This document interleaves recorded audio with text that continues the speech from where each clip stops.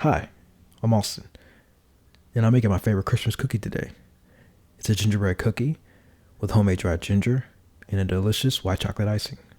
It's a treat of treats, and I'm very excited to show you how to make it. So let's get started. Let's make our own dried ginger. Grab 200 grams of ginger and wash it well. Make sure to check that it is completely clean. Keep the skin on and chop it into smaller pieces. Add this to a blender and blend until mostly smooth. If you need to add water, use as little as possible. Next, spread this onto a silpat lined baking tray and dehydrate at the lowest possible temperature. I like to do this at 60 degrees Celsius, 140 Fahrenheit, overnight in my oven. Once dry, add them to a spice grinder and grind it to a fine powder.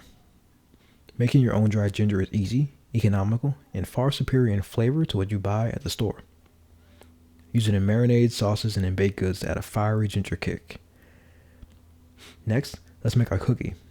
Grab 2 paper plates. Into one, add 260 gram AP flour, 16 grams of the ground ginger we just made, 4 grams cinnamon powder, 2 grams allspice, 10 grams baking soda, and 3 grams salt. Sift these together, alternating between the 2 paper plates. Set this aside for later. Next, in a large bowl, add 200 grams of brown sugar and 160 grams canola oil. Give this a mix and add 1 egg. Mix this until smooth. It should look something like this. Add in the sifted dry ingredients and work it until you get a nice dough. In a separate bowl, add some granulated sugar. I'm being a bit festive and using some sanding sugar, which has some color to it, but this is not 100% necessary. Next, form your cookies by weighing out 10 to 20 gram portions of dough. Once portioned, toss them in your sugar and add them to your silpat.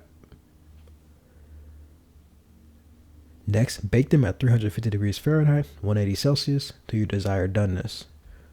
My wife likes a super soft cookie, so for her I pulled them when the edges are still soft but the cookies have started to melt. If you like more of a ginger snap cookie, pull the cookies when the edges are completely set, like this. While the cookies cool, let's make the white chocolate icing. To make the white chocolate icing, melt 120 grams white chocolate and 20 grams shortening together using however method you see fit. Once the cookies have cooled, get creative with decorating. The icing can be drizzled or the cookies can be dipped. Either way, have fun decorating the cookies as you see fit. The cookies are perfectly sweet, have a nice spice to them, and have a subtle fiery kick from the dried ginger we made. If you like the spice of ginger, it is well worth the effort to make your own ginger powder from scratch. Thanks for watching, and I'll catch you in the next one.